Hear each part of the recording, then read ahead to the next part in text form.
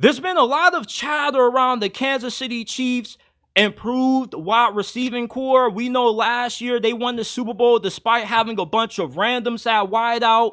This year, you bring in Marquise Hollywood Brown in free agency. I think that Marquise Brown is overhated. He does have a big drop problem and he does struggle to stay healthy. But when he's on the field and he can actually use his hands, he's one of the most scarier deep threats that we have in the NFL. And you put him on the same team with Xavier Worthy, you have two of the more faster wideouts in the National Football League. We already know Xavier Worthy broke the NFL combine record for the 40-yard dash. He is a really good route runner. My problem with Xavier Worthy is that I don't know how good he was going to end up being once he left Texas, because I thought he was going to get overdrafted because of the speed and that we were going to see John Ross 2.0 because he was going to go to a team that didn't know how to utilize his unique skill set. But going to Kansas City was the best possible landing spot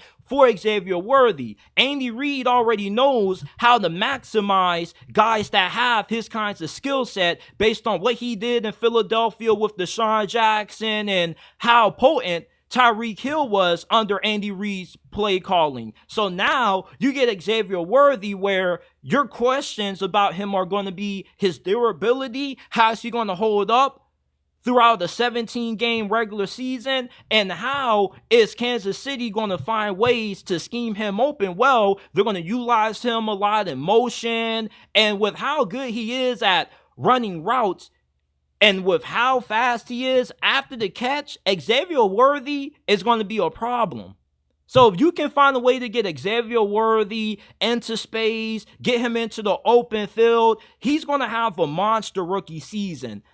A lot of people care too much about the size, but the NFL is starting to become a more smaller game when it comes to the receivers that are now starting to enter the league. Remember, Tank Dell was undersized. He's only 5'8", 5'9", and he was on par to having one of the more productive rookie seasons that we saw in the league last year, up there with Puka Nacua if he never got injured. Xavier Worthy has a similar profile to Tank Dell, but a lot more faster. He's not as good as a route runner as Tank Dell is, but he's not too far off. The only problem with Xavier Worthy is how is he going to handle when cornerbacks and defensive backs get their hands on him and they start playing physical with him. That's when he can find himself getting into trouble. But so far throughout Chiefs training camp, he's been making a lot of big plays. Him and Patrick Mahomes have been building a lot of chemistry with each other. I saw one highlight when training camp first began when Patrick Mahomes was rolling out to the left, and then next thing you know, the dude is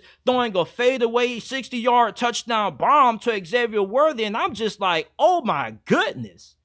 Now, Rashee Rice is the only wide receiver that I can remember that was actually good last year on this squad when they won the championship. He was one of the more underrated rookie wideouts in the NFL in 2023.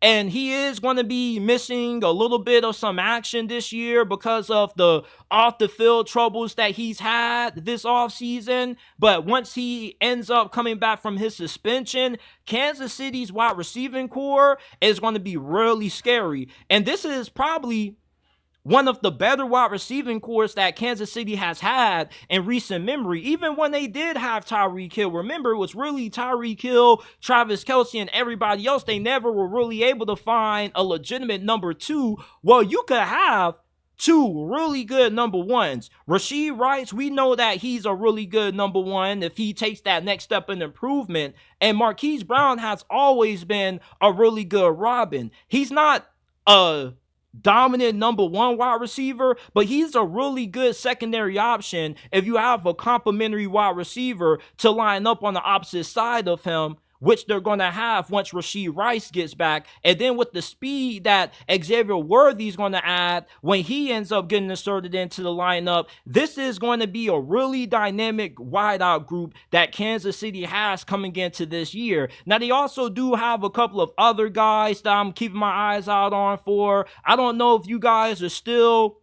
banking on Justin Ross ending up being a really good undrafted free agency signing by Kansas City, but I still have faith that John Ross can become a productive wideout in this league. Sky Moore, he's pretty decent as well, even though he's not what people thought he was going to be when he was coming out of college, because he's not that fast. He struggles to create separation. Nearly every catch that he makes ends up being a contested catch. But overall, you definitely like where Kansas City is at with their wide receiving room compared to how bad this position was last year. And yet you were still able to win the Super Bowl despite the limitations that you had from this group. You're going to see a more efficient offense that you saw compared to last year, because Kansas City's offense was probably the worst we've ever seen under the Mahomes, Andy Reid era. This year, you should see this offense reverting back to playing at the level that we saw in 2022 and prior. So I'm excited to see what this Kansas City Chiefs improved wide receiving core does this year. I got high expectations for this group, along with the majority of other people that follow Kansas City.